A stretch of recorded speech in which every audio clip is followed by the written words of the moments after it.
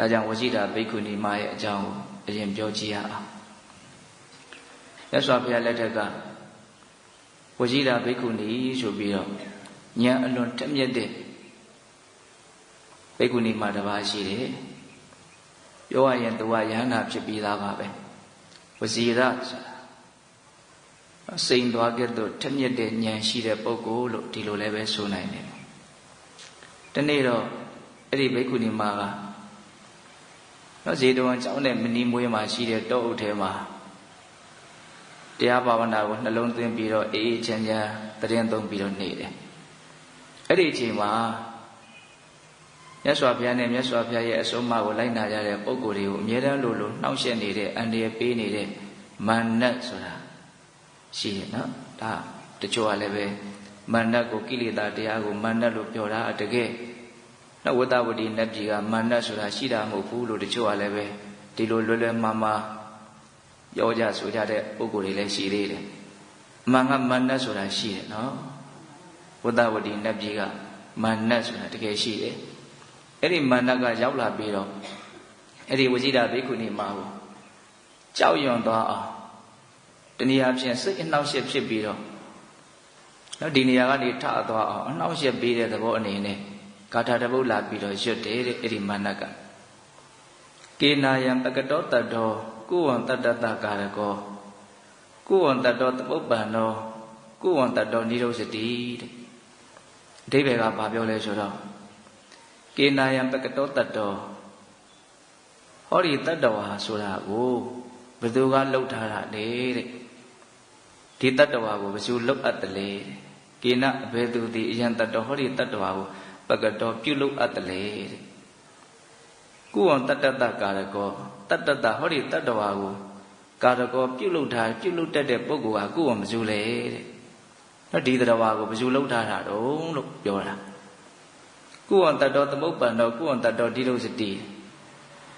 ဘာကြောင့်ဒီတတ္တဝါကဖြစ်လာတာလဲဘာကြောင့်ဒီတတ္တဝါကချုပ်ပြောက်သွားတာလဲနော်အလွန်လေးတဲ့မေးခွန်းလို့လည်းဆိုနိုင်ပါနော်ဒီနေ့မှာသတိထားစရာတစ်ခုကတတ္တဝါဆိုတဲ့စကားလုံးကိုသူအကုန်သုံးသွားတယ်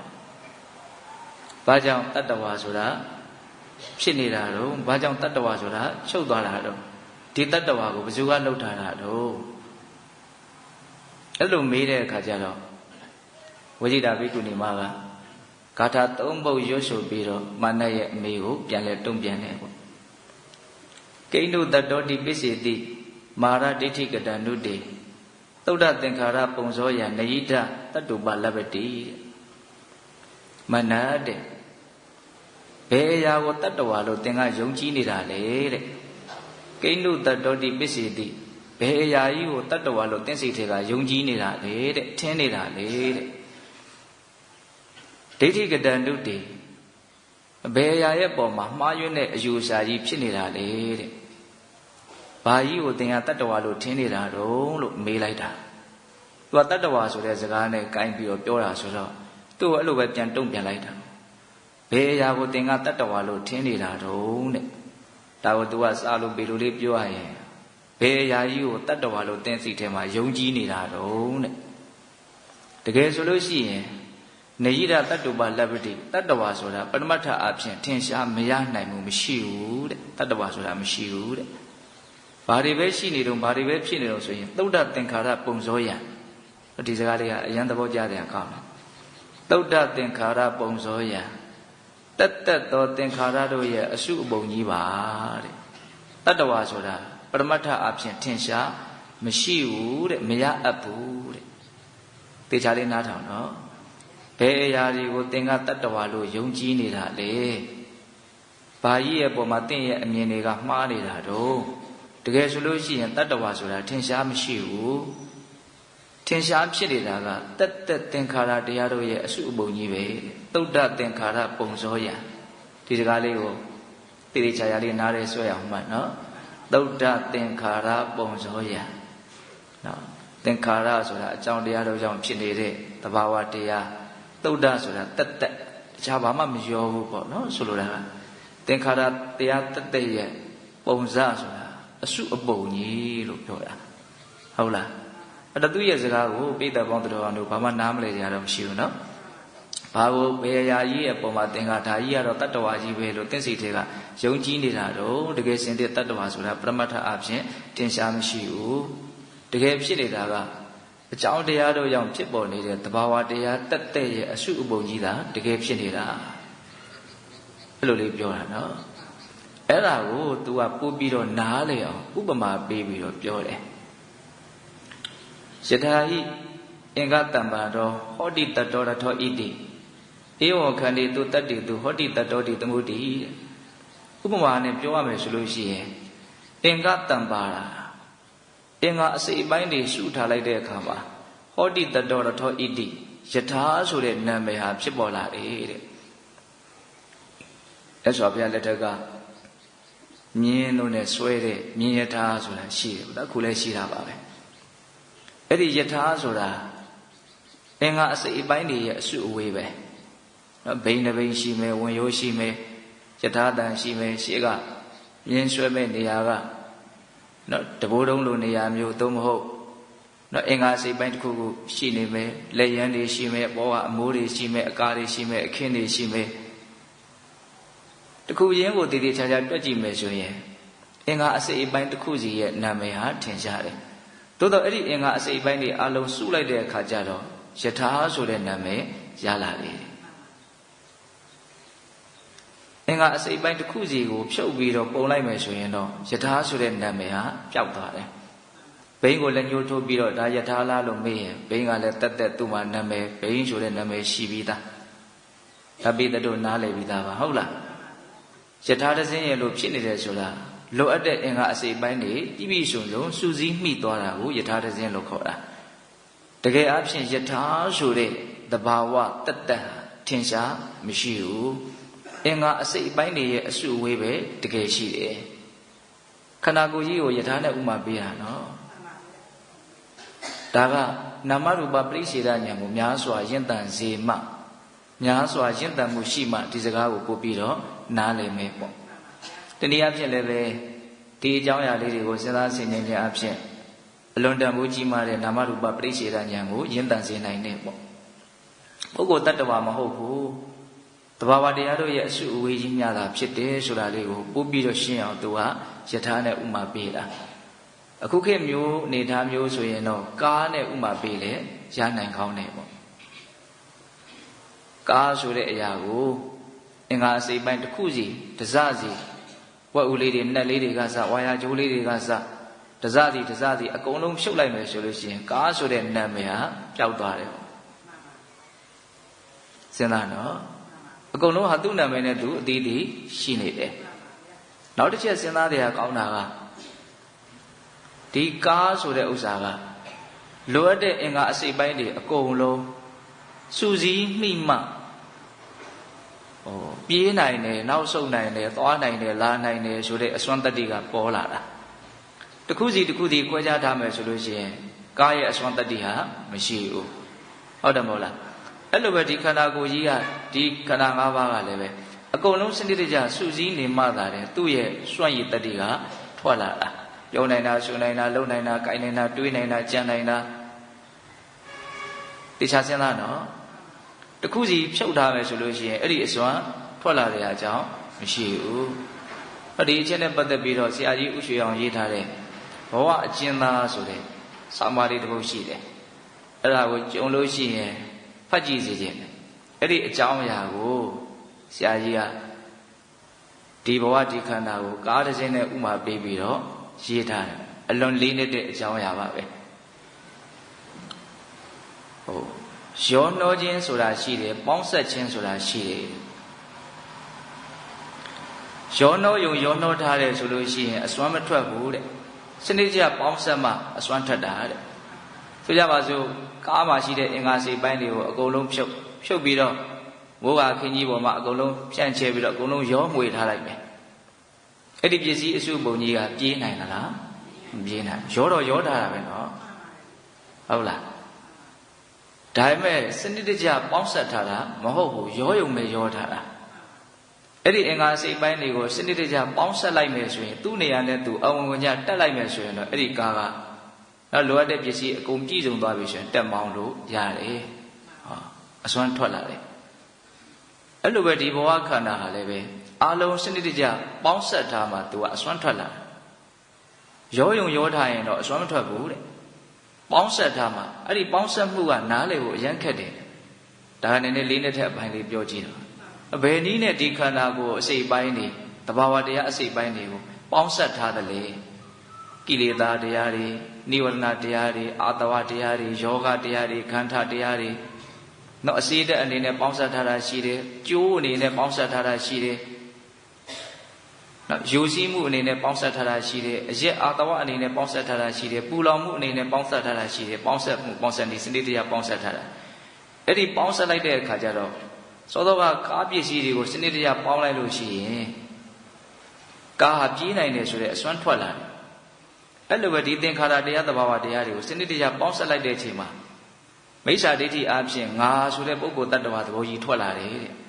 ဒါပေမဲ့အဲ့ဒါတကယ်မဟုတ်ဘူးတဲ့ဓမ္မသဘာဝအဖြစ်ဆိုရင်တော့ဘဝဆိုတဲ့အစွမ်းထွက်လာတယ်တဲ့ဆရာကြီးကအဲ့လိုရေးတယ်နော်ဒါကဘဂုတုတ္တပြောပြတယ်နော်စနစ်တကျပို့ပြီးတော့တိတိကျကျသိတယ်ဘုံဘုံကအခုစောင်းပါနာမည်လေးပါပြောလိုက်တယ်ဘဝအကျဉ်းသားအလိုလင်းတဲ့ဆောင်းပါလေးတစ်ပုဒ်ပါပဲအဲ့ဒါကိုဖတ်ကြည့်အခုဒီမှာဝရှိတာဘိက္ခုနီမှာဘဝခန္ဓာကိုဘာနဲ့ဥမာပေးတာတော့ယထာနဲ့ဥမာပေးတာဒုက္ခဒုက္ခကရင်တစင်းပေါ့နော်အရင်ရှုပ်ထွေးဆိုတာတိဆောက်ထားတဲ့ရင်တစင်းပဲ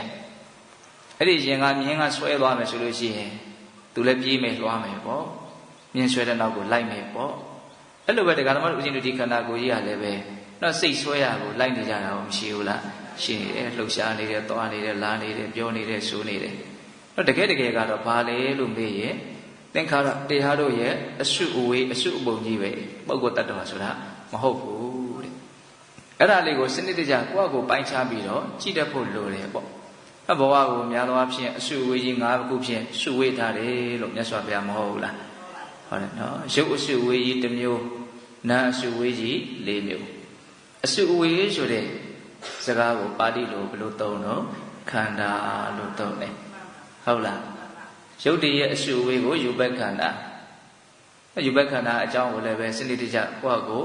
လေ့လာဆန်းစစ်ပြီးတော့ဝေဖန်ကြည့်နောက်ဒီယူဘက်ခန္ဓာအဆောက်အဦအစုအဝေးကြီးကိုဘယ်လိုများစုဝေးထားတော့ရုပ်ဆိုတာဗမာလိုရိုးရှင်းရှင်းပြောရရင်ဖောက်ပြန်တတ်တဲ့တရားလို့ဒီလိုအဓိပ္ပာယ်မရဘူးလားနော်ခုမြင်နေရတဲ့စပင်မွေးစားခြေပွားဆုံးဒီကိုယ်ကောင်ကြီးဟာဖောက်ပြန်တတ်တဲ့သဘာဝတရားရဲ့အစုအဝေးကြီးအစုအပုံကြီးပဲအဖောက်ပြန်တဲ့အရာရဲ့လို့မြုံမုံတမုံစာတောင်မပါဘူးအမြဲတမ်းဖောက်ပြန်နေတယ်ဖောက်လဲဖောက်ပြန်ခဲ့တယ်ဖောက်လဲဖောက်ပြန်နေစေဖောက်လဲဖောက်ပြန်အောင်မယ်ရက်တန်လို့မရဘူးအမြဲတမ်းဖောက်ပြန်နေတယ်အဲ့ဒီဖောက်ပြန်နေတယ်ဆိုတာလေးကိုရိုးရှင်းရှင်းလေးအပေါ်ယံလေးနားလည်ကြည့်မိဝမ်းကောင်းကကျွတ်ထွက်လာတာစကားပုံလေးနဲ့အခုပုံနဲ့ဘယ်လောက်ကွာခြားသွားပြီလို့အချိန်တိုင်းဖောက်ပြန်နေတာပဲလေဟုတ်တယ်မဟုတ်လားခုလောလောဆယ်ကရက်တက်နေလားဆိုတော့ရက်တက်မနေဘူးစားထားတဲ့အစာအာဟာရတွေကိုအမြဲတမ်းခြေဖြစ်နေတဲ့အတွင်းထဲမှာတကြုံကြုံတစ်ချင်းချင်းခန္ဓာကိုယ်အစိပ်ပိုင်းတွေအမြဲတမ်းအလုံးလုံးနေတယ်ဒါမှလည်းရှင်းတတ်နိုင်မှာဘူးဟုတ်လားစပင်ပွေးလေးတွေကလည်းအမြဲတမ်းထွက်နေတယ်အရေပြားတွေကလည်းအမြဲတမ်းလဲနေတယ်လက်သေးလေးတွေဆိုလည်းအမြဲတမ်းထွက်နေတယ်ချွေးတွေရေတွေကလည်းအမြဲတမ်းထွက်နေတယ်ထဲထဲမှာသွေးတွေကလည်းအမြဲတမ်းလဲပတ်နေတယ်တကက်ကိုအလွန်ရှုပ်ထွေးတဲ့အရှုပ်ထွေးဆုံးဆိုတဲ့စက်တောင်သူ့လောက်ရှုပ်ထွေးမှာမဟုတ်ဘူးတွားနေသူအကြောင်းကျိုးဆက်ဆက်ပြီးတော့မလုပ်နေဘူးလုံနေကြတယ်ဖြစ်နေကြတယ်ဟုတ်ရလားအဲ့ဒါကိုကြည်ကြည်ပြင်းပြကိုယ့်ကိုတွေးတတ်ဖို့စဉ်းကျင်တတ်ဖို့လိုတယ်ပေါ့နော်အဲ့တော့ရုပ်အစုဝေးကြီးကိုအမိပြုတ်ပြီးတော့နေတယ်နောက်ထပ်ဘာအစုဝေးကြီးတွေရှိနေလဲနာမ်အစုဝေးကြီးတွေရှိတယ်နာမ်အစုဝေးကြတော့ရှုပ်ထွေးလွန်းလို့နဲ့နေလွန်းလို့ကျေပြန့်လွန်းလို့မြတ်စွာဘုရားက၄ပုံပုံပြီးတော့တောင်းဟောရတယ်ဝေဒနာခန္ဓာဆိုပြီးတော့ခံစားမှုအစုဝေးအလွန်နေကျပါလေခံစားမှုရဲ့တော့နေကျပုံလေးတော့ဆိုကြပါစို့ဓမင်းဟင်းစားတဲ့အခါမျိုးမှာအရာသာအမျိုးမျိုးတွေကွဲပြားနေတာကိုအကြောင်းပြုပြီးတော့ခံစားမှုအမျိုးမျိုးဖြစ်နေတယ်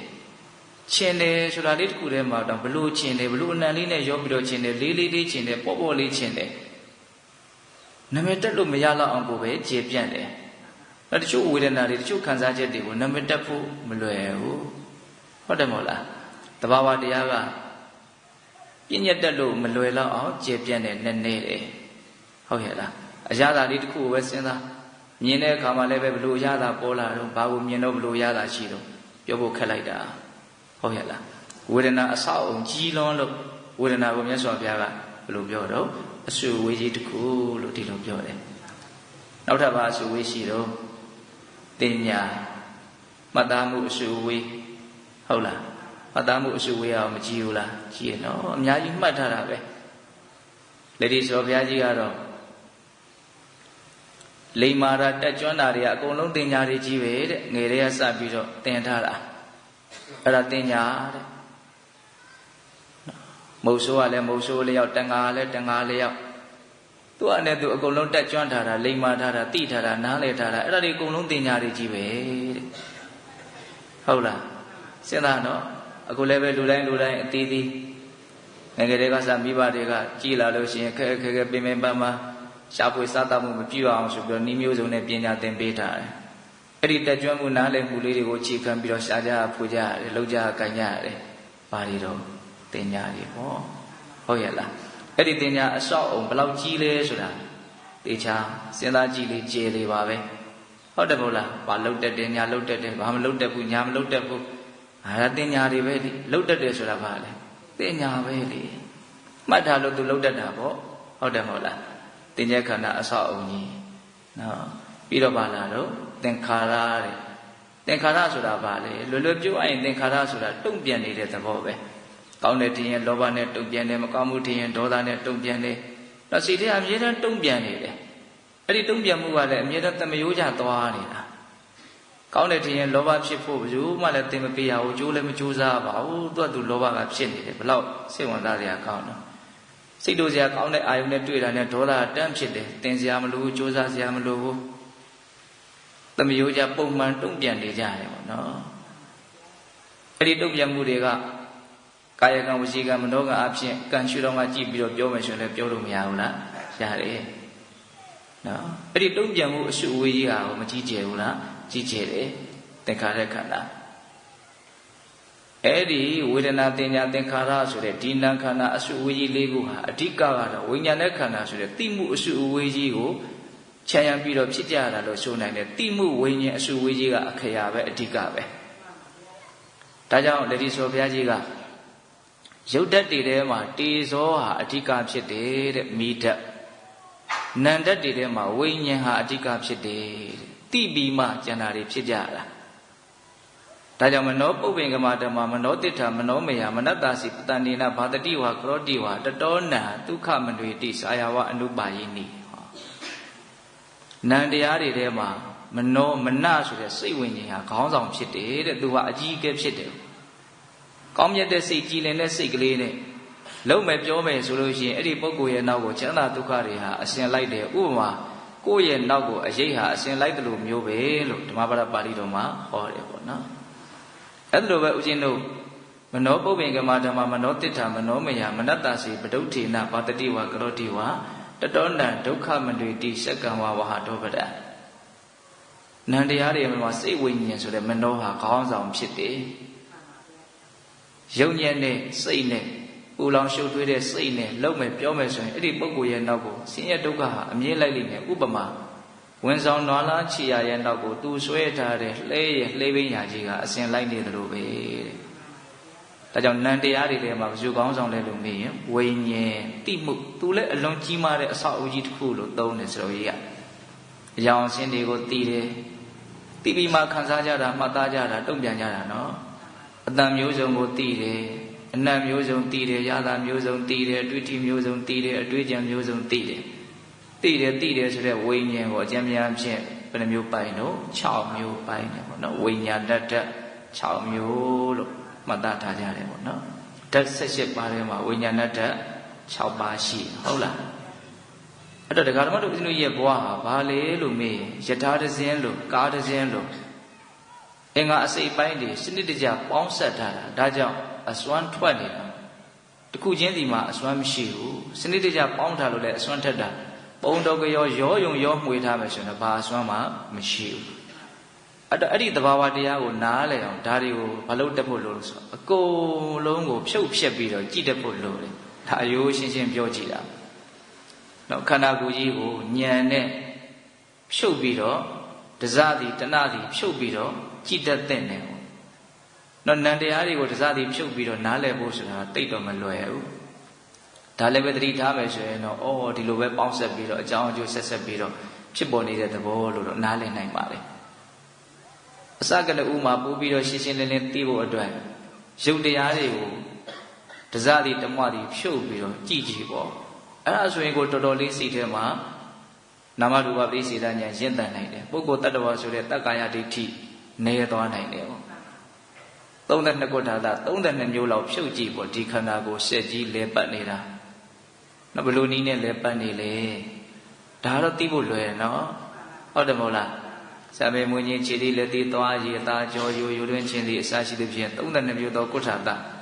ဘယ်ကုဋ္ဌာတကဘလို့ပုံသဏ္ဍာန်ရှိတယ်ဘလို့အလုပ်ကိုလုပ်တယ်ခန္ဓာကိုယ်ရှင်သန်ရေးအတွက်ဘလို့အထောက်အကူပြုတယ်ဘယ်ဟာမရှိရင်တော့မဖြစ်ဘူးမရှိမဖြစ်တာကြီးပါပဲဒီရှင်သန်ဖို့အတွက်ကဘောကအုပ်ထားတဲ့အရေးပြားလေးတောင်မရှိရင်မဖြစ်ဘူးဟုတ်တယ်မဟုတ်လားတော့ဒီခန္ဓာကိုယ်ကြီးဆက်လက်လက်ပတ်ရှင်သန်နေဖို့အတွက်ဒီဆောက်ထားတဲ့ရုပ်ပိုင်းဆိုင်ရာအဆောက်အဦကိုဖြုတ်ဖြက်ပြီးတော့ကြည့်တတ်မယ်ဆိုရင်တော့အများကြီးဉာဏ်နဲ့ရင့်တန်လာတဲ့အကြောင်းမရှိဘူးလားရှိတယ်အဲ့ဒါဝစီရာဘိက္ခုနီမှာပါနော်ပုဂ္ဂိုလ်တ attva ဆိုတာထင်ရှားမရှိဘူးတဲ့တက်တက်သင်္ခါရတရားတို့ရဲ့အစုအပုံကြီးဖြစ်တယ်ဥပမာအင်္ဂါရက်တွေရှုနေလို့ယထာလို့ခေါ်ရတယ်လို့မျိုးနော်တဘာဝတရားတွေရှုပေါင်းရှုထားတာကိုပဲတ attva လို့သမုတ်ကြတယ်တဲ့ဧဝံခန္တီတုတန်တီတုဟောတိတတ္တောတိသမုတိဟောဧဝံခန္တီတုတန်တီတုခန္တီတုခန္ဓာဆိုတဲ့အသုံးနှုန်းလေးနဲ့ပြောတယ်နော်ခုတင်လေးပဲဘုံဘုံအဲ့ဒါကို၅မျိုးပိုင်းပြီးတော့ပြောသွားတယ်ဟုတ်လားဒီခန္ဓာ၅ပါးထင်ရှားဖြစ်နေတာကိုပဲတ attva လို့သမုတ်ကြတာပါတဲ့တကယ်တကယ်တ attva ဆိုတာထင်ရှားမရှိထင်ရှားရှိတာကဘာလဲတက်တက်သင်္ခါရတရားတို့ရဲ့အစုအပုံကြီးတာထင်ရှားရှိတယ်အဲ့ဒီအမှန်တရားကိုသိတာနဲ့မသိတာနဲ့လုံးဝမတူဘူးနော်အဲ့ဒီအမှန်တရားကိုသိခြင်းဟာတက္ကာယဒိဋ္ဌိကိုအများကြီးနေပါစေတယ်တက္ကာယဒိဋ္ဌိကိုနေပါအောင်အများကြီးကြိုးစားရတယ်ရောက်တယ်ရောဒါကြောင့်အဲ့ဒီအသိကိုခိုင်မြဲအောင်ကြိုးစားရမယ်အဲ့ဒါဆက်ပြီးတော့နောက်ဆုံးကထာလေးနဲ့အဲ့ဒီဝစီတာဘိက္ခုနီမကအလေးနဲ့ထပ်ပြီးတော့ပြောပြန်တယ်ဒုက္ခမေဝဟိတံဘောတိဒုက္ခဒိဋ္ဌိဝေတိစနိညာတရာဒုက္ခတံဘောတိနိညာဒုက္ခနိရောဓတိတဲ့ဒီကထာလေးကတော့ခငယ်တဲ့စာဦးဇင်းတို့အရန်သဘောကျလို့နှုတ်ထဲမှာတိုးနေတယ်ဒုက္ခမေဝဟိတံဘောတိဒုက္ခဒိဋ္ဌိဝေတိစနိညာတရာဒုက္ခတံဘောတိနိညာတရာဒုက္ခနိညာဒုက္ခနိရောဓတိဒီဘက်ကဘာပြောတော့ဒုက္ခမေဝဟိတံဘောတိဒုက္ခတွေပဲဖြစ်နေတာတဲ့ဒုက္ခဒိဋ္ဌိဝေတိစတဲ့ဒုက္ခပဲတီးပြီးတော့ဒုက္ခပဲချုပ်သွားတာတဲ့နိညာတရာဒုက္ခတံဘောတိနိညာဒုက္ခနိရောဓတိဒုက္ခမှတပါးတခြားဖြစ်နေတာဘာမှမရှိဘူးတဲ့ဒုက္ခမှတပါးတခြားချုပ်သွားတာလည်းဘာမှမရှိဘူးတဲ့ဖြစ်ပြီဆိုရင်တော့အဲ့ဒါဒုက္ခပဲနော်အဖြစ်တရားကိုဒုက္ခလို့ရှင်းရှင်းလင်းလင်းတုဒ္ဓမယညာရာစွဲနေအောင်မှတ်ရဘာပဲဖြစ်လာတဲ့အဖြစ်တရားဒီကောင်းမွန်တဲ့သဘောမဟုတ်ဘူး။ဘာကြောင့်လဲဆိုတော့ဖြစ်ပြီးရင်မုတ်ချပျက်စီးရမှာဖြစ်တဲ့အတွက်ကြောင့်ကောင်းမွန်တဲ့သဘောမဟုတ်ဘူး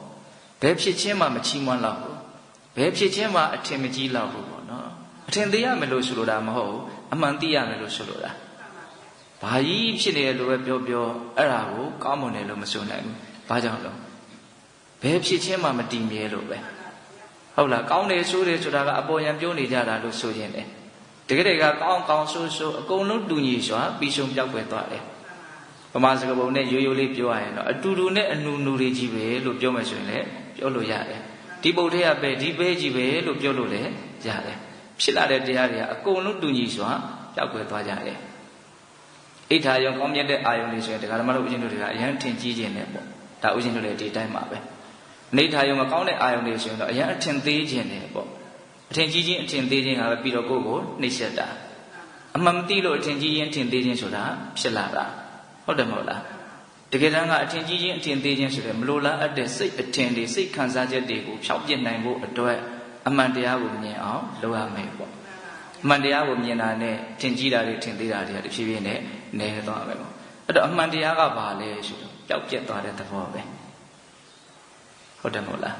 အနိစ္စပဲเนาะအဲ့ဒါကအဓိကပဲဟုတ်လားအဲ့ဒီအနေစာကိုသိလို့ရှိရင်ဒုက္ခလို့ပြောတာကိုညင်းစရာအကြောင်းမရှိဘူး တီမှမတီမြဲတဲ့အရာကိုကောင်းတယ်လို့ဘလို့မှပြောလို့မရဘူးကိုယ့်ကိုထင်နေကြတာနော်ကောင်းတယ်ဆိုတာကဒကာမတို့ဦးဇင်းတို့ကိုယ့်ကိုပဲလှုပ်ပြီးတော့ထင်နေကြတာ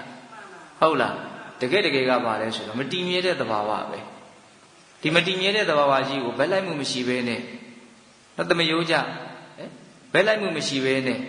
တကယ်ကိုဦးဇင်းတို့ဓမ္မတိဋ္ဌံကြသူ့ကိုဝေဖန်မယ်ဆိုရင်ကောင်းတယ်လို့ပြောမလားဆိုးတယ်လို့ပြောမလားဆိုးတယ်လို့ပဲပြောရမယ်နော်မတီမြဲတဲ့အရာကိုဟုတ်တယ်မဟုတ်လားဒါကြောင့်ဒီမှာသူပြောတာနော်ဒုက္ခမေဝဟိတံဘောတိဒုက္ခဒိဋ္ဌိဝိသိစမကောင်းတဲ့သဘာဝတွေပဲဖြစ်နေတာမကောင်းတဲ့သဘာဝတွေပဲတည်ပြီးတော့မကောင်းတဲ့သဘာဝတွေပဲချုပ်သွားတာဒုက္ခကိုမကောင်းတဲ့သဘာဝလိုပဲရိုးရှင်းရှင်းပြောလိုက်တယ်ဟုတ်လားဒုက္ခပဲဖြစ်ပြီးတော့ဒုက္ခပဲတည်ပြီးတော့ဒုက္ခပဲချုပ်သွားတာ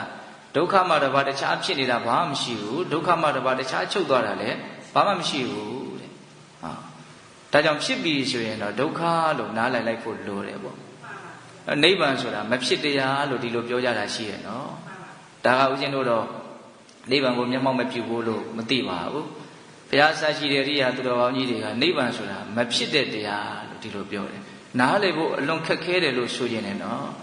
မဖြစ်ဘူးဆိုတော့ပြည့်စရာလည်းအကြောင်းမရှိဘူးပေါ့ခက်တာကဒကာမတို့ဦးဇင်းတို့တွေကဖြစ်ချင်းတရားရဲ့ပုံမှာလည်းဒုက္ခတွေဒုက္ခတွေကိုပြည့်ညက်ကြတာဆိုတော့နော်ဒုက္ခကိုလည်းဖြစ်ချင်းနဲ့ပတ်သက်ပြီးတော့မှပဲနားလေတယ်ဒုက္ခကိုလည်းဖြစ်ချင်းနဲ့ပတ်သက်ပြီးတော့မှပဲနားလေတယ်ဘာလို့မြင်ရရင်ကောင်းတယ်ဘာလို့ကြားရင်ကောင်းတယ်ဘယ်သူနဲ့တွေ့ရတော့ဆင်ပြေတယ်ဖြစ်တာနဲ့ပတ်သက်ပြီးတော့ပဲဒုက္ခကိုနားလေထားတာအဲ့တော့မဖြစ်တဲ့ဒုက္ခကိုနားကိုမလဲဘူးခက်တယ်နော်နားလေဖို့ခက်တယ်နော်ဒါကြောင့်သူတော်ကောင်းတရားကိုနဲ့နေတယ်ခက်ခဲတယ်လို့ပြောတာဟုတ်လားဒါပေမဲ့အခြေခံကစပြီးတော့ကျွမ်းကျင်လိမ္မာအောင်ကြိုးပမ်းရင်းနဲ့ဒီသူတော်ကောင်းတရားကိုပဲနားလည်အောင်အထောက်ကြရမှာပါဟုတ်ရဲ့လားအေးအဲ့တော့ဦးဇင်းတို့ဝจิตာဘိက္ခုနီမှာပြောခဲ့တဲ့စကားလေးတွေကိုအနှစ်ချုပ်မယ်ဆိုရင်ဘာတွေ့ရတော့နာမရူပပရိစ္ဆေဒဉာဏ်ကိုအဓိကပြောတယ်ပြီးရင်ဒုက္ခသစ္စာလေးပါးကိုအဓိကသူပြောသွားတာတွေ့ရတယ်ဟုတ်လားဘာကိုတတ္တဝါလို့သင်္စီထေကယုံကြည်နေတာတော့တဲ့တတ္တဝါဆိုတာပရမတ္ထအပြင်ထင်ရှားမရှိဘူးသင်္ခါရတရားရဲ့အစုပုံကြီးမျှတာဖြစ်တယ်အင်္ဂါအစိတ်ပိုင်းတွေရဲ့အစုအဝေးကိုယထာလို့ဆိုရတယ်လို့ဒီခန္ဓာရဲ့ဖြစ်ပေါ်ခြင်းကိုပဲတတ္တဝါလို့သမုတ်ကြတာပါတဲ့တကယ်ဆိုလို့ရှိရင်ဒုက္ခပဲဖြစ်ပြီးတော့ဒုက္ခပဲတည်ပြီးတော့ဒုက္ခပဲချုပ်သွားတာဒုက္ခမှတစ်ပါးဖြစ်နေတာမရှိဘူးဒုက္ခမှတစ်ပါးတခြားချုပ်နေတာလည်းမရှိဘူးတဲ့ဒါသူပြောတဲ့စကားရဲ့အနှစ်ချုပ်ပဲမှတ်သားစရာမကောင်းလားကောင်းတယ်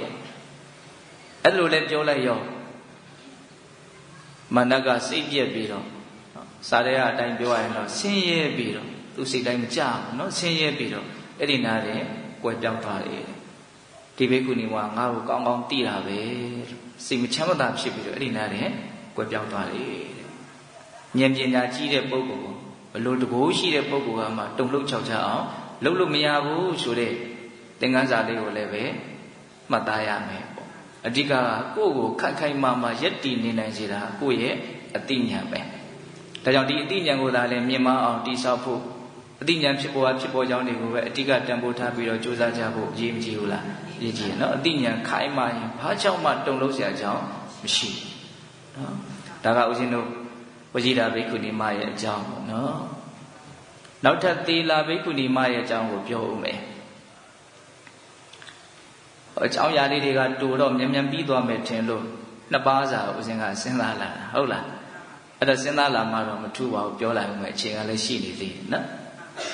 အဲ့လိုပဲဦးဇင်းတို့အဲ့ဒီသုတ်တံမှာကြတော့မာနကဘလို့မေးလဲနော်ဘိက္ခုနီအရှင်မကဘလို့ဖြေလဲနော်ဟောဏိဒံအကြောင်းအရာကတော့သူကအတူတူပဲနော်တောအုပ်ထဲမှာစိညာရချင်းကပ်ပြီးတော့တရားဘာဝနာအလုံးနဲ့ပြောမွေ့နေတဲ့အဲ့ဒီတေလာဘိက္ခုနီအရှင်မတွေကိုမာနကစောစောကလိုပဲရောက်လာပြီးတော့နှောင့်ယှက်ပေးတာပေါ့အဲ့ဒါဦးဇင်းတို့တက္ကထာဘကတန်ရုပ်ပါဠိတော်ထဲမှာဘိက္ခုနီတန်ရုပ်ဆိုပြီးတော့ဘိက္ခုနီမတွေရဲ့အမှန်နဲ့တွေ့ကြုံရတာကိုအခြေခံပြီးတော့ပြောထားတဲ့စကားတွေကိုမှတ်တမ်းတင်ထားတာနော်အဲ့ဒီသုတ်တံမှာကြတော့မာနကတေလာဘိက္ခုနီမကိုဘယ်လိုပြောတော့ကေနိဒံပကတံဗိမာကွာနုဗိမတ္တကာရကောကွာနုဗိမာသမုပ္ပန္နကွာနုဗိမာနိရောဓတိတဲ့သောသောကမေခွန်းနဲ့အဓိပ္ပာယ်အားသိပြီးတော့မချာနာဘူးအဓိပ္ပာယ်ကဘယ်လိုပြောတုံးဆိုတော့ဣဒံဗိမာဟောဒီအယုတ်ကိုကေနအဘယ်သူကပကတံပြုထားလေတဲ့နော်ဒီခန္ဓာကိုယ်ကိုအယုတ်လို့ပြောတာလေးကိုတော့ဥဒ္ဒရာသဘောကျဗိမာအယုတ် ဟုတ်လားအခုခေတ်အနေနဲ့ဆိုရင်ဒါလေးကပိုးပြီးတော့ကြည်ပြင်းပြစဉ်းစားကြရကောင်းတယ်နော်ဆီလီကွန်တွေနဲ့လူရုပ်ကလေးတွေလောက်ထားတာမရှိဘူးလားရှိရတော့တော်တော်ကိုတူအောင်ဒါဟိုလူတယောက်ရဲ့ဖြည့်ဆည်းမှုမျိုးနဲ့တတ်နိုင်တဲ့များဖြည့်ဆည်းနိုင်တဲ့အဆင့်ထိရောက်အောင်လှုပ်ထားနိုင်ကြတယ်လို့ဆိုရဲအော်စရာပဲဒါပေမဲ့အဲ့ဒါပါလေအယုတ်ပဲလေဟောအယုတ်လို့သိတဲ့အခါကျတော့အဲ့ဒါနဲ့ပတ်သက်ပြီးတော့ခံစားချက်ကဘာမှမလေးနက်ဘူးဟုတ်တယ်မဟုတ်လားအဲ့ဒီအယုတ်ကြီးခေါင်းပြက်ပြီးတော့ပြတ်တက်ထွက်သွားလို့ပျက်စီးသွားလည်းပဲစိတ်ထဲမှာဘာမှမဖြစ်ဘူး။ဘာလို့ဆိုအဲ့ဒါကအယုတ်ပဲလေ။ဟုတ်တယ်မဟုတ်လား။တကယ်လို့သာလူတယောက်ကိုရှိမှခေါင်းပြက်ပြီးကြသွားတယ်ဆိုဘယ်လိုနေမလို့။ဟာအရန်တုံလို့ခြောက်ချသွားမှာ။ဘာလို့ဆိုကိုယ်စိတ်ထဲကအဲ့ဒါကိုအယုတ်လို့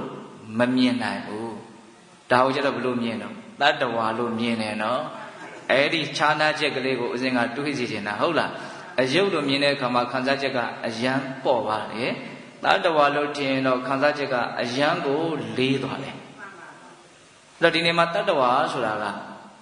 ကပရမတ္ထအဖြစ်သာထင်ရှားမရှိတာသမုဒိသစ္စာအဖြစ်တော့ရှိတယ်နော်။အဖေဆိုတာရှိတယ်အမေဆိုတာရှိတယ်သားသမီးဆိုတာရှိတယ်လင်ယောက်ျားဆိုတာရှိတယ်ဇနီးမယားဆိုတာရှိတယ်ဒါတွေပယ်လို့ရှိရင်အဲ့ဒါငရဲသွားတတ်တယ်ဗျ။တို့ချိုးကနော်လေတွေကြီးပြီးတော့အဲ့ဒါတွေကိုပြစ်ပယ်ကြတာတွေရှိတယ်ဟုတ်လားပရမတ္ထသဘောတွေကိုသူတို့သဘောပေါက်တယ်ဆိုတဲ့အနေနဲ့ရုပ်ရင်းရင်းနောက်ဆုံးအယူတွေပါတွေမှားသွားတာတောင်ရှိတယ်ဟုတ်လားအဲ့ဒါပုဂ္ဂိုလ်တ attva မရှိဘူးဆိုတာကပရမတ္ထအဖြစ်ထင်ရှားမရှိဘူးဆိုတာကိုရည်ရွယ်ပြောတာသမုဒိသစ္စာအဖြစ်တော့ရှိတာပေါ့ဂုံကြီးတယ်ဂုံငယ်တယ်ဒါကအဖေဒါကအမေဒါကကျေးဇူးရှိတယ်ဒီလိုကကျေးဇူးမရှိဘူးအစရှိသဖြင့်အကုန်လုံးပုဂ္ဂိုလ်တ attva ဆိုတဲ့အနေနဲ့ပြောကြဆိုကြတာဟုတ်တယ်မဟုတ်လားအေးအခုဒီမှာ तू ကခန္ဓာ၅ပါးဒီဟာကိုအယုတ်လို့သုံးတယ်စောတော်ကဝိဇိတာဘိက္ခုနီမကိုကြတော့တတ္တဝါဆိုတဲ့အသုံးနှုန်းနဲ့မေးတာအခုဒါကြတော့ဘယ်လိုသုံးတော့အယုတ်လို့သုံးတယ်နော်ကိဏိတံပကတံဗိမံကွန္တုဗိမတ္တကာရကောတဲ့ဗိမတ္တဟောဒီအယုတ်ကိုတဲ့ကာရကောပြုတ်ထားတဲ့ပုဂ္ဂိုလ်ဟာကွန္တုဘယ်သူတော့နဲ့ဘယ်သူလှုပ်ထားတာတော့နဲ့ဒီအယုတ်ကလေးကိုဘယ်သူလှုပ်ထားတာတော့နဲ့ဒီအယုတ်ဆိုတာဘာပြောတာတော့ဒီဟောခန္ဓာကိုပြောတာနော်အဲ့ဒါကဓမ္မလူကြီးရဲ့ခန္ဓာကိုပြောတာနော်ဒီအယုတ်ကဘယ်သူလှုပ်ထားတာတော့ဒီအယုတ်ကိုလှုပ်တဲ့လူကဘယ်သူတော့တဲ့ကွန္တုဗိမာန်သမုပ္ပန္နကွန္တုဗိမာန်နိရောဓတိတဲ့နော်ဒီအယုတ်ကဘာကြောင့်ဖြစ်လာတာတော့ဒီအယုတ်ကဘာကြောင့်ချုပ်သွားတာတော့တဲ့စဉ်းစားရကောင်းတယ်နော်အမှန်နဲ့တောင်ကျေးဇူးတင်ရမလို့ရှိတယ်နော်သူချက်ချက်ပေါက်ပေါက်မေးလို့ဟောဖြေလို့ကျွတ်တို့မဲ့သိရတာဟုတ်လားဒီအယုတ်ကိုဘယ်လိုလုပ်ထားတာတော့ဒီအယုတ်ဘာကြောင့်ပြက်သွားတာဒီအယုတ်ဘာကြောင့်ဖြစ်လာတာတော့တဲ့နော်သူမေကွန်ကစောသောမေကွန်နဲ့တထက်သေးလို့တောင်ဆိုလို့ရပါတယ်ဟုတ်လားအဲ့တော့သောသောကဝရှိတာဘိက္ခုနီမကတော့နာမရူပပရိစ္ဆေဒဉာဏ်အမြင်ရှုတော့ကနေပြီးတော့ထင်ရှားအောင်ပြောတယ်အခုဒီမှာတေလာဘိက္ခုနီမကတော့ပစ္စယပရိက္ခဉာဏ်ရှုတော့ကနေကြည့်ပြီးတော့ပြောတယ်လို့ဦးဇင်းစိတ်ထဲမှာခံစားရတယ်ပေါ့နော်သူအကြောင်းအကျိုးသဘောနဲ့ကပ်ပြီးတော့ပြောတာဟုတ်တယ်အဲ့လိုလဲပြောကြကောင်းတယ် तू မေးတာဒါဘယ်သူလှုပ်ထားတာတော့မေးတာ哦ဒီအယုတ်ကိုဘယ်သူလှုပ်ထားတာတော့ဒီအယုတ်ကဘာကြောင့်ဖြစ်လာတာတော့ဒီအယုတ်ကဘာကြောင့်ချုပ်သွားတာတော့ဘာကြောင့်ဆိုတဲ့နော်မေကုံကအကြောင်းတရားကိုရှာဖွေရမရောက်ဘူးလားအဲအကြောင်းတရားကိုရှာဖွေရရောက်လို့ तू ကအကြောင်းတရားနဲ့တကွာပြောတာဟုတ်လားအဲ့ဒါပစ္စယပရိက္ခဉာဏ်ဘာကြောင့်ဖြစ်တယ်ဆိုတာကို तू ပြောလိမ့်မယ်နော်ဒီဖြစ်ချင်းတရားဟာဘာကြောင့်ဖြစ်တယ်ဆိုတာပြောလိမ့်မယ်နော်အဲ့တော့မေကုံကိုကလည်းပဲပစ္စယပရိက္ခဉာဏ်အနေထားကနေဖြေလို့ရှိရင်ရှင်းလင်းနိုင်တဲ့မေကုံလို့လည်းဆိုနိုင်တယ်ပေါ့နေယိတံအတ္တကတံဗိမာန်နေယိတံပရကတံအခါဟေတုံပရိစ္ဆတံဗုဒ္ဓဟေတုပင်ကနိရုဇ္ဇတိတဲ့ဟောဒီကထာလေးလည်းကောင်းတယ်နော်နေယိတံအတ္တကတံဗိမာန်ဒီအယုတ်ကိုငါလှုပ်ထားတာလည်းမဟုတ်ဘူးတဲ့နော်ဆိုလိုတာငါဘဝကြီးငါလှုပ်ထားတာမဟုတ်ဘူးလို့ဆိုချင်တာနော်နေယိတံပရကတံအခါနော်ဒီအယုတ်ကိုသူတို့ဘာလှုပ်ထားတာလည်းမဟုတ်ဘူးတဲ့ငါလှုပ်တာလည်းမဟုတ်ဘူးသူလှုပ်တာလည်းမဟုတ်ဘူးတဲ့ဒီနေ့မှာငါဆိုတာကပုဂ္ဂိုလ်တ attva အနေကိုရည်ညွှန်းတာနော်ဒီဥစ္စာကနည်းနည်းရှင်းအောင်ပြောဖို့တော့လိုတယ်နော်ကိုလှုပ်ထားတာမဟုတ်ဘူးဆိုရင်အရင်ဘဝကိုလှုပ်ထားတဲ့ကံတရားအနေနဲ့နော်အဲ့လိုပြောကြပြီဆိုရင်တော့ဒါကိုလှုပ်ခဲ့တဲ့ကံတရားလို့ဒီလိုသုံးနှုန်းကြရတာဟုတ်လားဒီနေရာမှာရည်ညွှန်းတဲ့ငါရဲ့အဓိပ္ပာယ်ကတစ်မျိုးနော်ကောင်းတာကိုငါလှုပ်ရင်ငါပဲခံစားရလိမ့်မယ်မကောင်းတာကိုငါလုပ်ရင်ငါပဲဆင်းရဲလိမ့်မယ်ကောင်းတာကိုငါလုပ်ရင်ငါပဲချမ်းသာလိမ့်မယ်ဆိုတဲ့နေရာမှာရည်ညွှန်းတဲ့ငါကတစ်မျိုးနားလည်ဖို့လိုတယ်နော်တတိနေမှာဒီအယုတ်ကိုအတ္တကတံငါလှုပ်ထားတာမဟုတ်ဘူးတဲ့နော်နအတ္တကတံငါလှုပ်ထားတာမဟုတ် အဲ့ဒါလိုပဲနပရကတံတဘာသူတွေလှုပ်ထားတာလည်းမဟုတ်ဘူးတဲ့ဆိုလိုတာကပုဂ္ဂိုလ်တ attva ဆိုတာကိုထင်ရှားမရှိတဲ့အတွက်ကြောင့်ငါဆိုတာကိုထင်ရှားမရှိတဲ့အတွက်ကြောင့်သူဆိုတာကိုထင်ရှားမရှိတဲ့အတွက်ကြောင့်ငါလှုပ်တယ်သူလှုပ်တယ်လို့ဘယ်လိုမှပြောလို့မရအောင်ဆိုကြပါစို့ဒီဓမ္မတို့ဦးဇင်းတွေကငါလို့ဆွဲတာကနော်ဒီကိုယ့်ရဲ့ခန္ဓာကိုယ်လို့သမုတ်ထားတဲ့ဒီအစုဝေးကြီးကိုငါလို့ဆွဲတာတခြားခန္ဓာအစုဝေးကြီးကိုကြတော့ဘယ်လိုဆွဲတော့သူလို့ဆွဲတယ်ပေါ့နော်တကယ်တမ်းကဒီခန္ဓာ၅ပါးပဲဖြစ်ပေါ်နေတာငါဆိုတာဖြစ်နေတာလည်းမဟုတ်ဘူးသူဆိုတာဖြစ်နေတာလည်းမဟုတ်ဘူးဒါကြောင့်ငါလှုပ်ထားတယ်လို့ပြောလို့မရတယ်လို့သူလှုပ်ထားတယ်လို့ပြောလို့လည်းမရဘူးတဲ့ဘာကြောင့်ဒါကြီးဖြစ်လာတယ်လို့ဘာကြောင့်ဒါကြီးချုပ်သွားတာတော့ဟေတုံပရိစ္ဆတံဗုဒ္ဓဟေတုဘင်္ဂနိရုစတိ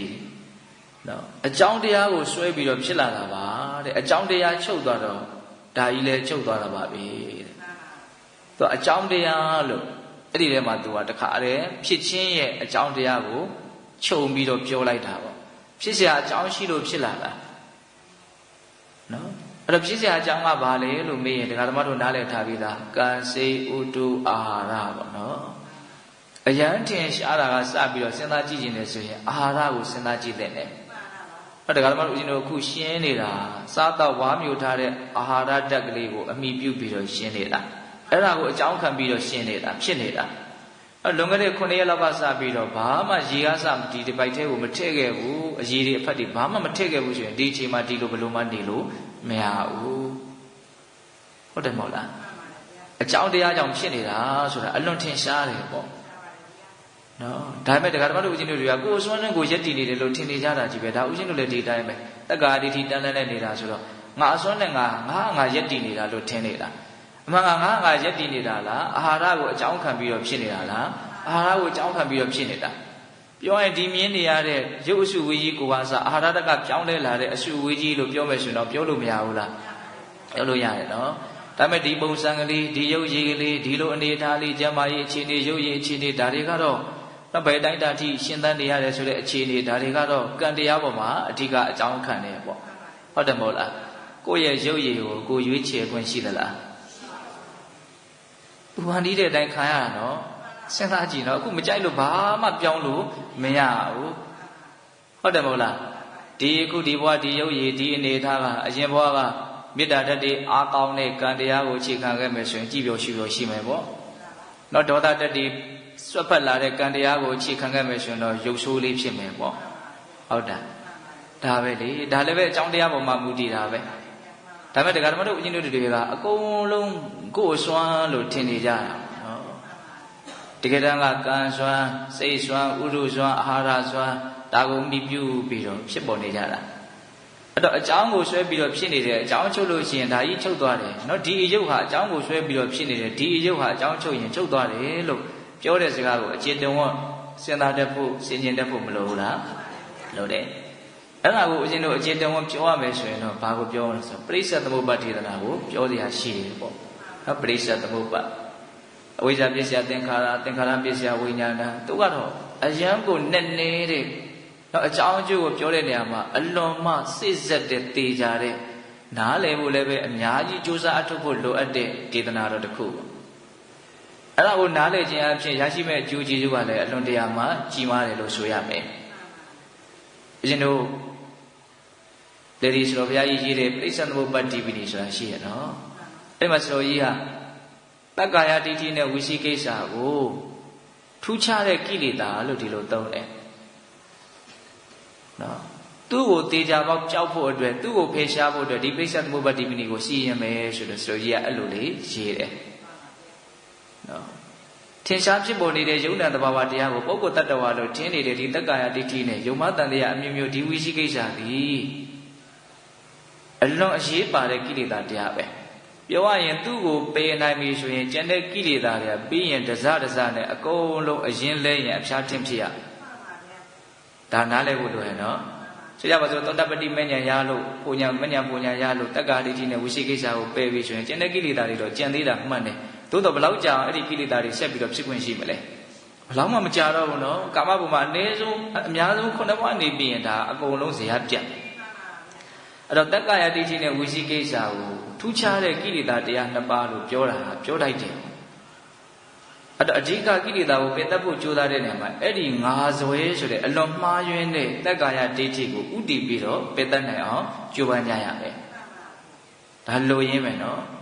သူမရှိဘူးဆိုလို့ရှိရင်လောဘကလည်းတိတ်ကြောက်စရာမရှိဘူးဒေါသကလည်းတိတ်ကြောက်စရာမရှိဘူး။အောင်ဆိုအပေလေးပါးကြတဲ့အထိမောဟကလည်းအဲ့လောက်မမိုက်တော့ဘူး။တက္ကာဒိဋ္ဌိသာမရှိတော့ဘူးဆိုရင်မောဟကလည်းအပေလေးပါးကြတဲ့အထိမိုက်မဲတဲ့အလုပ်တွေကိုလုပ်ဖို့မတိုက်တွန်းနိုင်တော့ဘူး။လောဘကလည်းပဲအပေရောက်တဲ့အလုပ်တွေကိုလုပ်ဖြစ်သည့်အထိတော့ဆွဲမဲ့မှုတွေမဖြစ်တော့ဘူး။ဒေါသကလည်းပဲဘလောက်ကြီးပါလဲပြောပြောအပေကြလောက်အောင်ထိတော့သူမပေါက်ကွဲတော့ဘူး။လောဘဒေါသမောဟတော့ရှိသေးတယ်။သို့တော့တက္ကာဒိဋ္ဌိကိုသာပေးနိုင်မှဆိုရင်အဲ့ဒီလောဘဒေါသမောဟကအလွန်အားပြော့သွားပြီ။အပေလေးပါးပို့နိုင်တဲ့အထိစွမ်းရည်မရှိတော့ဘူးအပေလေးပါးရောက်တည်ဒီခန္ဓာယထာကို तू မမောင်းနေနိုင်တော့သူ့ရဲ့အားအလောက်မရှိတော့ဘူးဟုတ်လားဒါကြောင့်တက္ကာယဒိဋ္ဌိနဲ့ဝိသိကိစ္စကိုဘာလို့ဖို့လို့တော့ပြစ်မှတ်ထားပြီးတော့ခင်မိတဲ့စကားလေးနဲ့ပြောရသူ့ကိုပြစ်မှတ်ထားတဲ့နော်သူ့ကိုတိုက်ခိုက်ဖို့လိုတယ်ပေါ့ဘယ်နည်းနဲ့တိုက်ခိုက်မလို့စောစောကပြောခဲ့တဲ့နာမရူပပရိစ္ဆေဒဉာဏ်ရှိတယ်အခုပြောနေတဲ့ပိစ္ဆယပရိက္ခဉာဏ်ရှိတယ်တော့စောစောကနာမရူပပရိစ္ဆေဒဉာဏ်လေးကလည်းအာကိုတဲ့နေနော်ပုဂ္ဂိုလ်တ attva ဆိုတာထင်ရှားမရှိဘူးတက်တက်သင်္ခါရတရားရဲ့အရှုပုံကြီးဖြစ်နေတာလို့ပြောခဲ့တာအခုပြောနေတာတော့ဘယ်လိုပြောတာတော့ဒီအယုတ်ကိုငါလှုပ်ထားတာလည်းမဟုတ်သူလှုပ်ထားတာလည်းမဟုတ်အကြောင်းကိုဆွဲပြီးတော့ဖြစ်နေတာအကြောင်းချုပ်တာနဲ့ချုပ်သွားတာပဲလို့ပြောတာအလွန်ရှင်းတဲ့စကားတွေတော့ဒီအယုတ်ကိုငါလှုပ်ထားတာမဟုတ်ဘူးသူများလှုပ်ထားတာလည်းမဟုတ်ဘူးတဲ့အကြောင်းကြောင့်ဖြစ်နေတာအကြောင်းချုပ်တာနဲ့ဒီအယုတ်ချုပ်သွားလိမ့်မယ်အဲ့တော့သီလဘိက္ခုနီမှာပြောတဲ့စကားလည်းမှတ်သားစရာကောင်းတယ်မနော်အဲ့ဒါကိုရှက်ပြီးတော့သူကလည်းဥမာလေးနဲ့ပြောတယ်နော်အရိယာဖြစ်သွားကြတဲ့ပုဂ္ဂိုလ်တွေဟာဥပမာပါပိုးပြီးတော့မြန်ကျွမ်းကျင်နေသလားမသိလို့ဦးဇင်ကစဉ်းစားကြည့်ဟုတ်တယ်ဥမာနဲ့ပြောနိုင်တယ်ဆိုတာတခုခုကိုထက်ထဲဝင်ဝင်နားလည်ထားတယ်ဆိုရင်သူကဥပမာတွေကခေါင်းထဲမှာအလူလူထွက်လာတယ်လို့ဆိုချင်တယ်ဟိုတလောကမန္တလေးကဆရာကြီးဒေါက်တာဦးစိုးလွင်ဆိုတာရှိတယ်အဲ့ဒါဘုံဘုံတွေရောက်လာဘုံဘုံနဲ့တွေ့တယ်အဲ့ဒီဆရာကြီးကတရားဟောလဲအလွန်ကောင်းတယ်သူတရားကိုကြိုက်တဲ့လူတွေလည်းအလွန်များပါတယ်အဲ့သူကဘာပြောလို့ဆိုတော့သူအနတ္တဉာဏ်မြင်ပေါက်တယ်ပေါ့နော်ပြောတော့သူပြောတဲ့စကားထဲမှာထူးခြားတာတစ်ခုကသူနားလည်သွားတဲ့အခါမှာဘလို့လူတယောက်ကိုဘလို့နားလည်အောင်ပြောရမလဲဆိုတဲ့နီးလန်းတွေပါသူနားလည်သွားတယ်သူကသူအံ့ဩမိတယ်ဥမာတွေကအလိုလိုထွက်လာတယ်ခေါင်းထဲကပေါ့တခုခုပြောမယ်ဆိုလို့ရှိရင်ဥမာကအလိုလိုထွက်လာတယ်ဥမာနဲ့ပြောလိုက်တဲ့အခါမှာအရန်ရှင်းသွားတယ်နားထောင်ရတယ်လို့ပါဒါပါရမီတစ်မျိုးလို့ဆိုနိုင်တယ်ပေါ့နော်ဟောဒီနေရာမှာဦးဇင်းတို့အရိယာဖြစ်သွားမှဥမာနဲ့ပြောတတ်တယ်လို့ဆိုလိုတာကတော့ဟိုတရတိကြီးဆိုလိုတာတော့မဟုတ်ပါဘူးတချို့ပုထုဇဉ်ဘဝနဲ့ဉာဏ်ကြီးကြတဲ့ပုဂ္ဂိုလ်တွေလည်းရှိရပဲလေဘုဒ္ဓတကျင့်ပြတဲ့ပုဂ္ဂိုလ်တွေဉာဏ်ပညာထက်မြက်တဲ့ပုဂ္ဂိုလ်တွေပြောရည်ဆိုရည်မြင်မာတဲ့လူတွေလူတယောက်ကိုနားလေအောင်ဘလို့ချပြလိုက်ရမလဲဆိုတာကိုကြွကျင်တဲ့ပုဂ္ဂိုလ်တွေရှိရပဲလေဟုတ်လားဒါတယောက်နဲ့တယောက်ပါရမီမတူကြဘူးပေါ့ဟုတ်လားအခုဒီမှာလည်းပဲဝရှိတာဘိက္ခုနီမကတော့နာမတုပပရိစ္ဆေဒဉာဏ်ရှုတော့ယထာတစင်းနဲ့ဥမာပေးပြီးတော့ပြောတာသေလာဘိက္ခုနီမကတော့အကြောင်းအကျိုးသဘောကိုသူကဘယ်လိုပြောလို့ဆိုတော့မျိုးစေ့ကနေတစ်ပင်ကလေးဖြစ်လာတာကိုသူကဥမာပေးတယ်အစိတ်ဝင်စားစရာပဲနော်အကုန်လုံးကကိုလက်လန်းပြီးတဲ့အကြောင်းအရာတွေကြီးပဲဟုတ်တယ်မဟုတ်လားအေးယထာအညတရံပိဇံခိတ္တံဟုတ်တံဝိရုဟတိပထဝီယရတင်္စမာကမ္မပထဝီယရတင်္စာကမ္မတိနေဟင်္စတတုဝယံတစုံတစ်ခုသောမျိုးစေ့ဟာတဲ့နော်ဒီမြေကြီးပေါ်မှာပေါက်ပြီးတော့ကြီးပွားလာတယ်တဲ့တစုံတစ်ခုသောမျိုးစေ့နော်မြေကြီးပေါ်မှာကျပြီးတော့သူကြီးပွားလာတယ်ပေါက်လာတယ်အဲ့ဒါဘာကြောင့်ပေါက်လာတာလဲဆိုလို့ရှိရင်ပထဝီယရတင်္စာကမ္မမြေကြီးထဲမှာရှိတဲ့ဩဇာဓာတ်ဒီဩဇာဓာတ်လေးကမျက်စိနဲ့မြင်ဖို့လွယ်တဲ့ကိစ္စမဟုတ်ဘူးမြေကြီးထဲမှာရှိနေတဲ့ဩဇာဓာတ်ပြီးတော့တိနေဟင်္စအစရိုဓာတ်အစေဓာတ်အဲ့ဒီဓာတ်နှစ်ခုကိုတတူပယံဥပယဆိုတာနှစ်ခုပေါ့နော်မြေကြီးထဲမှာရှိတဲ့ဩဇာဓာတ်ရဲ့အစရိုဓာတ်အစေဓာတ်ရဲ့အဲ့ဒီဓာတ်နှစ်ခုကိုအစွဲပြုတ်ပြီးတော့အဲ့ဒီမျိုးစေ့လေးကအညွန့်ညောင်းထွက်ပြီးတော့အပင်ကြီးပေါက်လာတာဟုတ်လားအဲ့လိုပဲဒီအယုတ်ကလည်းပဲအကြောင်းတရားကိုဆွဲပြီးတော့ဖြစ်လာတာအကြောင်းတရားမရှိတာနဲ့ချုပ်တာနဲ့အယုတ်လည်းပြတ်သွားရောဟုတ်လားဒီယုတ်ကိုငါလုပ်တယ်လို့ပြောလို့မရတယ်လို့သူလုပ်တယ်လို့ပြောလို့မရဘူးစောစောကတစ်ပင်လေးကိုဘယ်သူလုပ်တယ်လို့ပြောမလို့ဘယ်သူလုပ်တာတော့လို့ပြောမယ်မေးမယ်ဆိုရင်ဘယ်လိုပြောမလို့အဲ့ဒီမျိုးစီလေးက နော်မြေကြီးထဲမှာရှိတဲ့ဩဇာတက်ရဲ့အဆိုးတဲ့စီးတဲ့ရဲ့နဲ့တွေ့ပြီးတော့ဖြစ်သွားတာပဲလေဒါကိုဘယ်လိုလုပ်တယ်လို့ပြောလို့မရဘူးဒါတော့မှတစ်ခါလေဦးဇင်းကစဉ်းစားကြည့်တယ်နော်သဘာဝတရားတွေကိုဖန်တီးတချို့ကပြောတာဖန်တီးလို့ရတယ်တကယ်တမ်းကဘယ်ရာကိုများဖန်တီးတာတော့အကြောင်းတရားကိုသာလင်းလောက်ကြတာနော်အဲ့ဒီအကြောင်းရှိလို့သူဖြစ်သွားတာတကယ်တမ်းကဟုတ်တယ်မဟုတ်လားနော်ပထဝီဓာတ်ကြီးဖြစ်အောင်ဘယ်သူဖန်တီးနိုင်တော့ဘယ်သူမှဖန်တီးနိုင်ပါဘူးဟုတ်တယ်မဟုတ်လားစဉ်းစားနော်ဒါကြောင့်ငါလုပ်တယ်ဆိုတာမရှိဘူးသူလုပ်တယ်ဆိုတာမရှိဘူးဖြစ်เสียအကြောင်းရှိရင်ဖြစ်လာတာပဲအဲ့ဒီဖြစ်เสียအကြောင်းတရားတွေကိုဝင်အောင်ချနိုင်တယ်ဆိုလို့ရှိရင်အဲ့ဒီအကျိုးတရားတစ်ခုဟာထွက်လာမှာပဲဟုတ်တယ်မဟုတ်လားအခုစက်ပစ္စည်းအမျိုးမျိုးတည်ထွင်ကြတယ်ဆိုတဲ့ပုံကိုယ်တွေဟိုဖန်တီးတာလားအကြောင်းတရားကိုလိုချင်တဲ့အကျိုးတရားတစ်ခုထွက်လာဖို့အတွက်အကြောင်းတရားကိုတော့သူတို့ချနိုင်တာလားဆိုတာလေးကိုစဉ်းစားတတ်ဖို့လိုတယ်ပေါ့ဟုတ်တယ်မဟုတ်လားသူတို့သုံးနေတဲ့ပစ္စည်းတွေကသဘာဝလောကကြီးထဲမှာသူ့ရှိပြီးသားပဲလေတကယ်တမ်းကအဲ့ဒီဓာတ်သဘာဝကိုဘယ်သူဖန်တီးတာလို့ဘယ်သူမှမဖန်တီးနိုင်ဘူးဟုတ်တယ်မဟုတ်လားအဲ့ဒါတွေကအကုန်လုံးသူ့အကြောင်းကျိုးဆက်ဆက်ပြီးတော့ဖြစ်နေတဲ့သဘာဝတရားတွေပဲနားလည်မယ်ထင်ပါတယ်နော်ဓာတ်သဘာဝအမျိုးမျိုးကိုလူတွေကလောက်တာလားမြေကြီးတွေတို့လိုရှိတဲ့နေရာထွက်မဲ့နေရာကနေပြီးတော့မလုပ်ရတော့ထုတ်ယူရတာပဲလေဟုတ်တယ်မဟုတ်လားဒါတော့သူအကြောင်းကျိုးဆက်ဆက်ပြီးတော့ဖြစ်နေတဲ့သဘာဝတရားဒါကြောင့်ဦးဇင်းတို့ပြည်သက်ပေါင်းတော်အောင်တို့မန္တမေးတဲ့မေခွန်းရဲ့အဖြစ်ကိုနည်းနည်းနားလည်ဖို့လိုတယ်နော်ဒီရုပ်ကိုဘယ်သူလှုပ်ထားတာတုံးဒီရုပ်ကဘာကြောင့်ဖြစ်လာတာတုံးဒီရုပ်ဘာကြောင့်ချုပ်သွားတာတုံးတဲ့အလွန်ကောင်းတဲ့မေခွန်းပါပဲတော့ဒီရုပ်ကိုငါလည်းမလုပ်ဘူးတဲ့ဒီရုပ်ကိုသူများလည်းလှုပ်ထားတာမဟုတ်ဘူးတဲ့ဒီရုပ်ကအကြောင်းတရားကြောင့်ဖြစ်လာတာအကြောင်းတရားမရှိချုပ်ပြီးဆိုတာနဲ့ဒီရုပ်လည်းချုပ်သွားတာပဲတဲ့ဥပမာမျိုးစေ့ဟာမြည်ထဲမှာရှိတဲ့ဩဇာဓာတ်ရဲ့အဆုဓာတ်အစိဓာတ်ရဲ့နဲ့ပေါင်းပြီးတဲ့အခါမှာအပင်ဆိုတာပေါက်လာသလိုမျိုးပါတဲ့ကဲပြီးတဲ့ဥမာမကောင်းဘူးလားကောင်းတယ်ဧဝံခန္ဓာစဓာတုယောစစအာယတနာဣမေဟေတုံပရိစ္ဆတံဘုဒ္ဓဟေတုပင်ကနိရုဒ္ဓစေအဲ့ဒီလိုပဲတဲ့အဲ့ဒီလိုပဲဆိုတာစောစောကမျိုးစေ့ဟာမြေကြီးရဲ့ဩဇာဓာတ်နဲ့အဆုဓာတ်အစိဓာတ်နဲ့ပေါင်းရင်အပင်ပေါက်လာတယ်လို့ဆိုလိုတာနော်အဲ့ဒီလိုပဲဆိုတာအဲ့ဒီလိုပဲတဲ့ခန္ဓာစဟောဒီခန္ဓာ၅ပါးဓာတုစဓာတ်တဘာဝတရားအာယတနာစအာယတနာတရား6ပါးအာယတနာ6ပါးဆိုတာဘာပြောတာတော့ယစီနာနာတရားကိုစိတ်နော်အဲ့ဒီတရားတွေဟာပါတယ်တော့ဟေတုံပရိစ္ဆတံဘုလားအကြောင်းတရားကိုဆွဲပြီးတော့ဖြစ်လာတယ်ဟေတုပင်ကနိရုဒ္ဓစေအကြောင်းတရားချုပ်တာလည်းသူတို့လည်းချုပ်ရတယ်အဲ့တော့ငါရဲ့အစွမ်းဆိုတာကိုမပြောနဲ့ငါဆိုတာကိုပဲမရှိဘူးဆိုတဲ့သဘာဝတရားတသက်ရဲ့အကြောင်းအကျိုးဆက်ဆက်ပြီးတော့ဖြစ်ပေါ်နေတဲ့သဘာဝတရားတွေကိုတော့တစားနဲ့ကြည်ကြည်ပြည့်ပြည့်နားလည်အောင်ကြိုးစားအထောက်ကြဖို့မလိုဘူးလားလိုတယ်